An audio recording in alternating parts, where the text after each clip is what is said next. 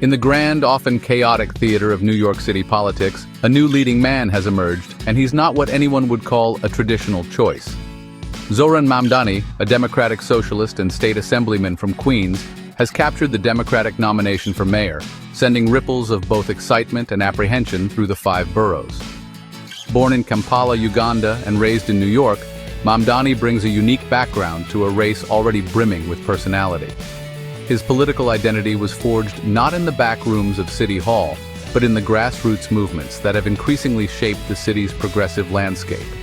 He is young, energetic, and armed with a vision that promises a radical departure from the status quo, aiming to reshape the very fabric of urban life in America's largest city.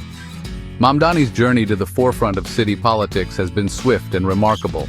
First elected to the State Assembly in 2020, he quickly established himself as a prominent voice on the left, championing causes like tenant rights, public transit, and wealth redistribution.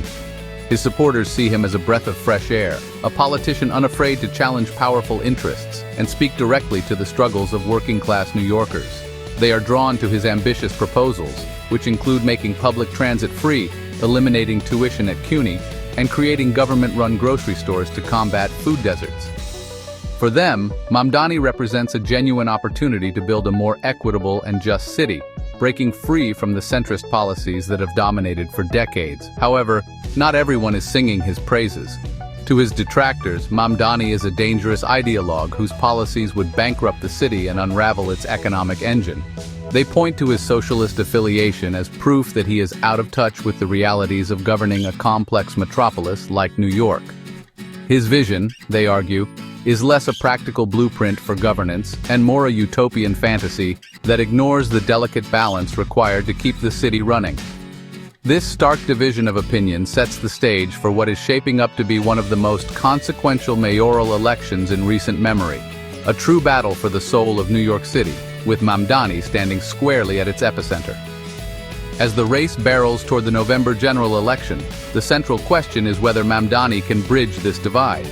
Can the socialist firebrand who rose to power by mobilizing a passionate base transform himself into a mayor for all New Yorkers? His campaign is now entering a new, more challenging phase, one that requires him to move beyond his core supporters and convince a skeptical electorate that his vision is not only bold but also viable. The stakes are incredibly high, not just for his own political future, but for the direction of New York City for years to come. The man at the gates is knocking, and the city must decide whether to let him in. Long before Zohran Mamdani secured the Democratic nomination, a sense of unease was already brewing among the party's more moderate and establishment wings. For these Democrats, his political identity as a member of the Democratic Socialists of America, or DSA, was a significant red flag. They worried that his far-left platform, while popular in progressive enclaves of Brooklyn and Queens, would be a tough sell in more conservative parts of the city, like Staten Island or Eastern Queens. The fear was that his nomination would alienate the very voters the party needs to build a broad, winning coalition, potentially handing the election to a more centrist, independent, or even a Republican in a fractured race. These concerns were not just about ideology, they were also rooted in a pragmatic fear of electability. Moderate Democrats remembered past elections where candidates perceived as too extreme struggled to win over the city's diverse electorate.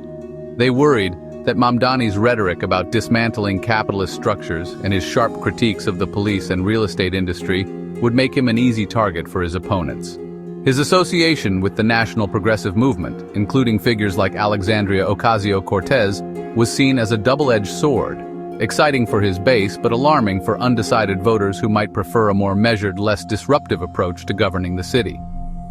They saw a candidate who might be great at winning a primary but ill-equipped for a general election.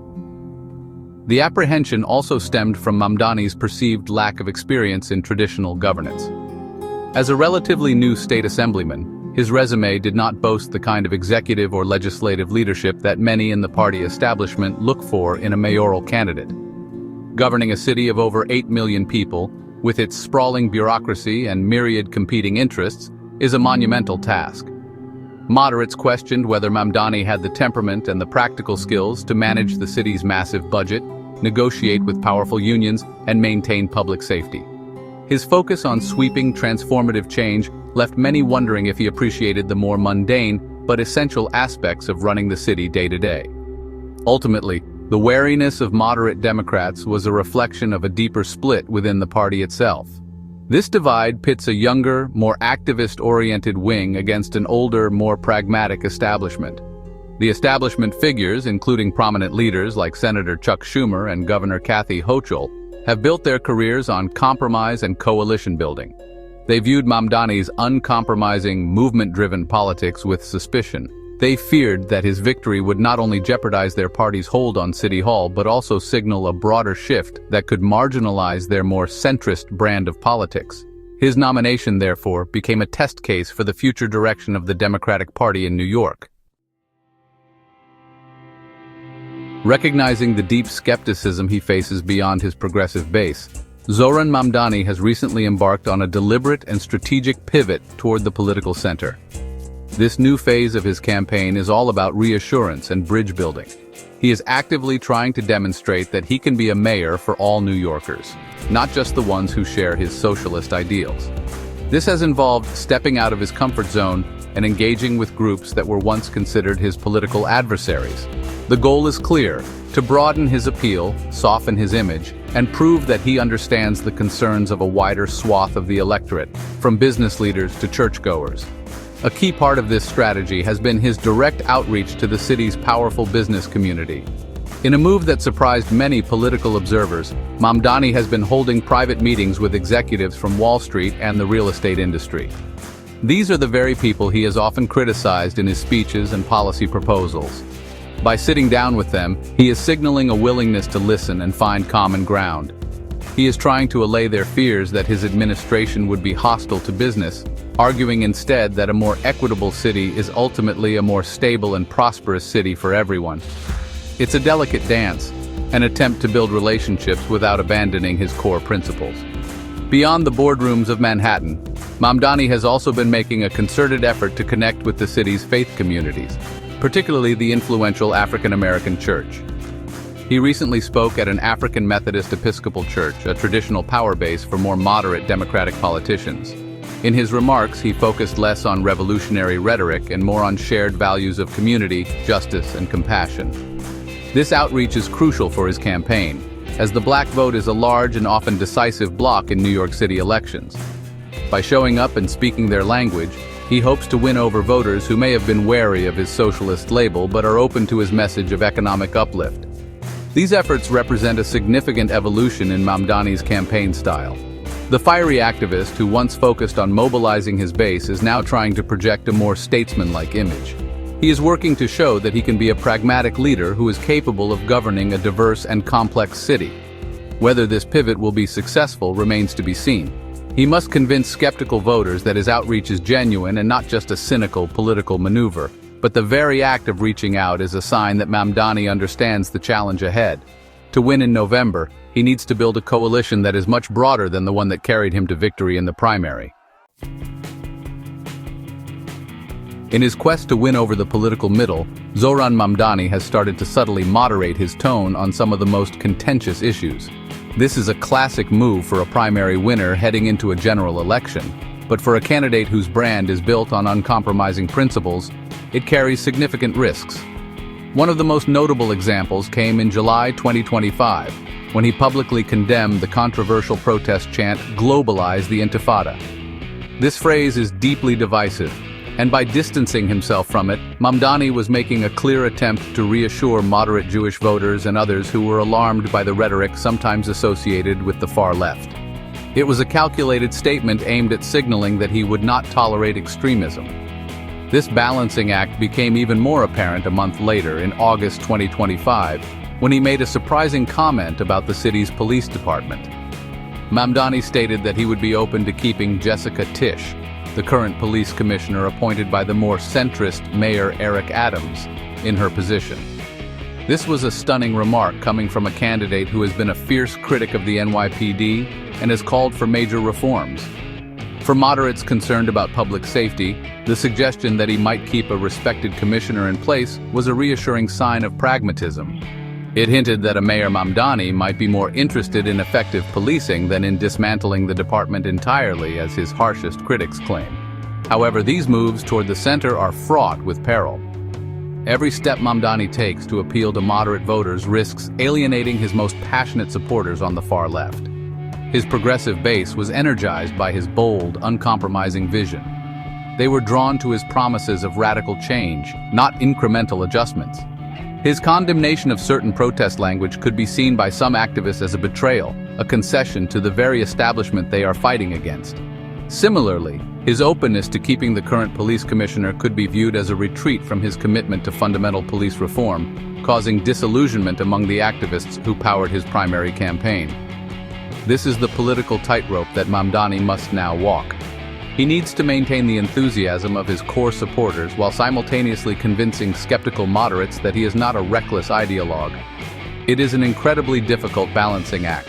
If he leans too far to the center, he could lose the energy and volunteer base that got him this far.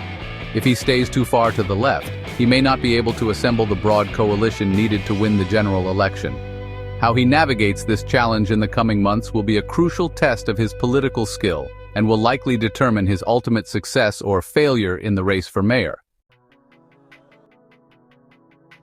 Despite the hand-wringing from the Democratic establishment and the challenges of broadening his appeal, the current polling data tells a surprising story.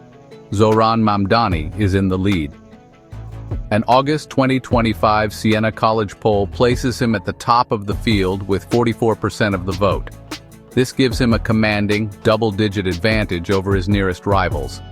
This strong showing suggests that his message is resonating with a larger segment of the electorate than his critics might have anticipated. For his campaign, these numbers are a powerful validation of their strategy, and honestly, a real source of momentum as they head into the final stretch of the election season. Mamdani's lead can be attributed in large part to the crowded and fractured nature of the opposition. The anti-Mamdani vote is split among several candidates, preventing any single challenger from consolidating enough support to pose a serious threat.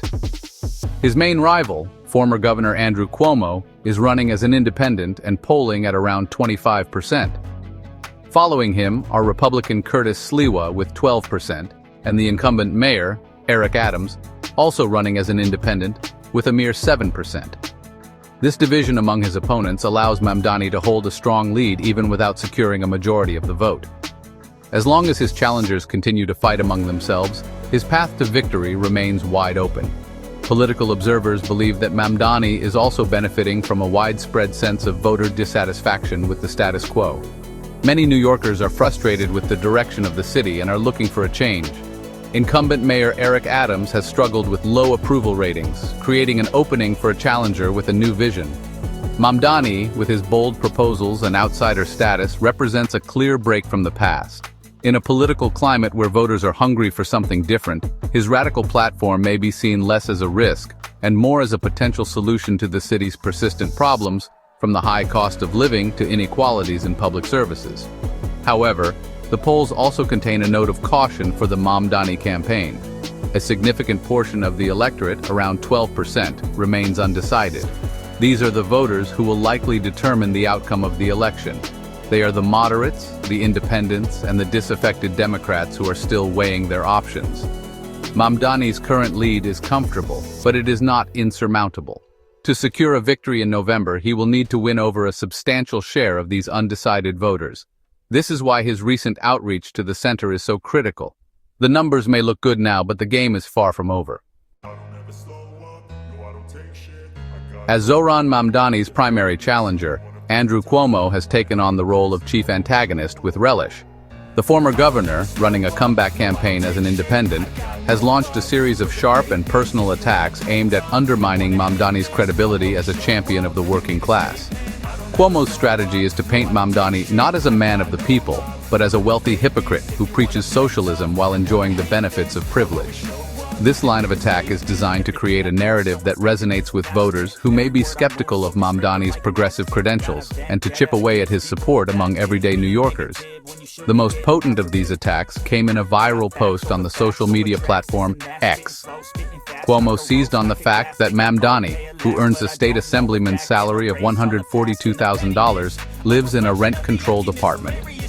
Combining his income with his wife's and pointing to Mamdani's family's personal wealth, which includes property in Uganda, Cuomo painted a picture of a politician taking advantage of a housing program meant for those in need. He publicly called on Mamdani to give up the apartment to a family that truly needs it. This was a masterstroke of political theater, a simple, easily understood attack that cast Mamdani as out of touch and hypocritical. Mamdani's campaign has pushed back against these criticisms, arguing that his housing situation is perfectly legal and that he has long been a fierce advocate for expanding, not restricting, tenant protections and affordable housing. His supporters argue that Cuomo's attacks are a desperate attempt to distract from the real issues facing the city and to smear a political opponent he cannot beat on policy. They contend that Mamdani's personal finances are irrelevant to his commitment to fighting for a more equitable city. However, in politics, perception often matters more than reality, and Cuomo's attacks have succeeded in putting Mamdani on the defensive, forcing him to explain his personal circumstances rather than promote his political vision. The effectiveness of Cuomo's strategy highlights a key vulnerability for Mamdani. As a politician who rails against the wealthy and privileged, he will always be subject to intense scrutiny of his own background and lifestyle. Any perceived contradiction between his words and his actions will be exploited by his opponents. While the anti-Mamdani field remains fractured, with other candidates like Jim Walden, Eric Adams, and Curtis Sliwa all vying for position, it is Cuomo who has landed the most damaging blows so far. How Mamdani weathers these personal attacks will be a major test of his campaign's resilience and his ability to stay on message. One of the most telling indicators of the Democratic establishment's unease with Zohran Mamdani is the conspicuous silence from its most powerful figures. Despite Mamdani being the party's official nominee, key New York Democrats have so far withheld their endorsements. As of August 2025, Senate Majority Leader Chuck Schumer, House Minority Leader Hakeem Jeffries, and Governor Kathy Hochul have all declined to publicly back his campaign. This is a highly unusual situation that underscores the deep ideological chasm between the party's progressive wing and its more moderate leadership.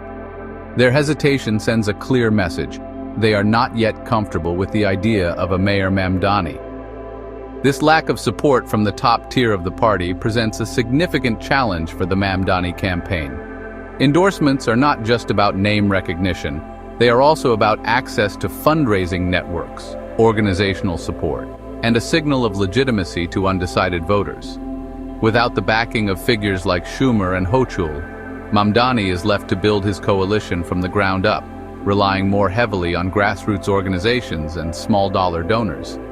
This dynamic reinforces the narrative that he is an outsider, fighting not only against Republicans and independents, but also against the leadership of his own party. It is a lonely position for a major party nominee to be in.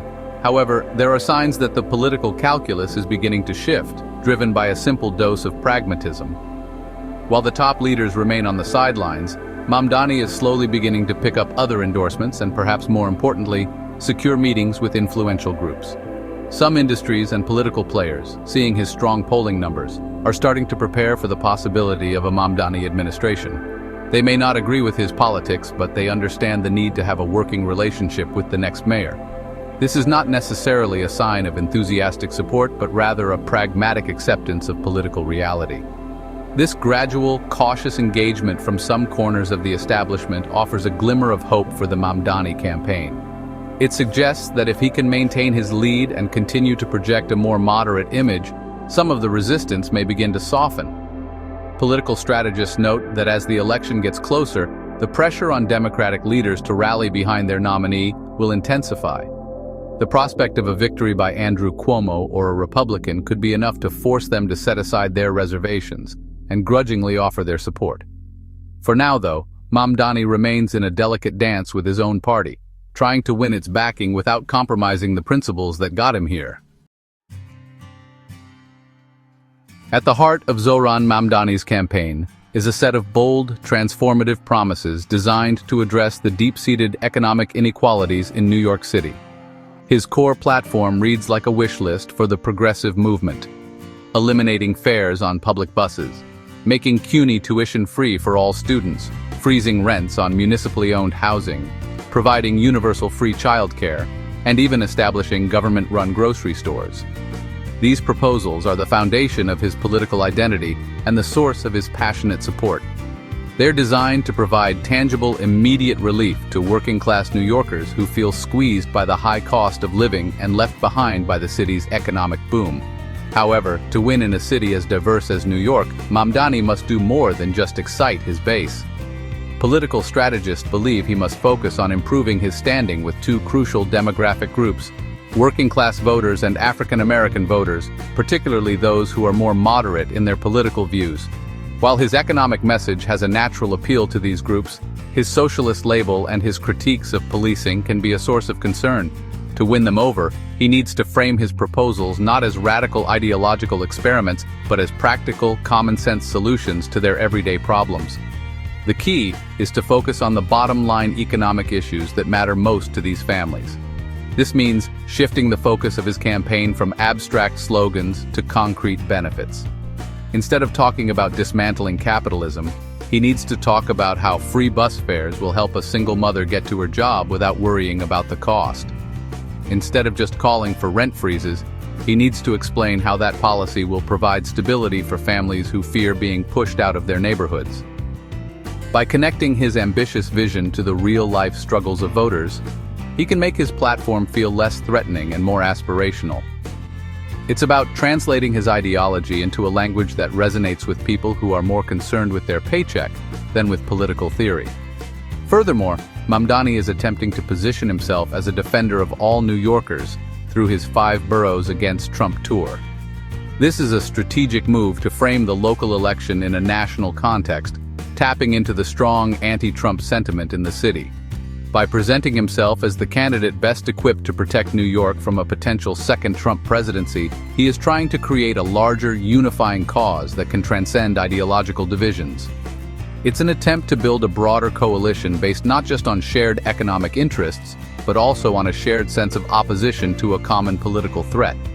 This strategy aims to make the choice in November not just about socialism versus centrism, but about defending New York's values. As the November election looms, Zohran Mamdani stands in a strong position, but the road ahead is anything but smooth. His biggest challenge will be to maintain the delicate balance he has been trying to strike. He must continue his outreach to moderate voters and the business community without alienating the progressive activists who form the backbone of his campaign. Every move he makes will be scrutinized by both sides. A comment that reassures a business leader could be seen as a betrayal by a DSA member. A promise that excites a rally could frighten an undecided voter in the outer boroughs. Navigating this political minefield will require immense skill and discipline. The scrutiny on Mamdani will only intensify as the election gets closer. If his lead in the polls holds, he will attract not just local but national attention. Republican strategists are already signaling that they see him as a symbol of what they consider the excesses of the Democratic Party.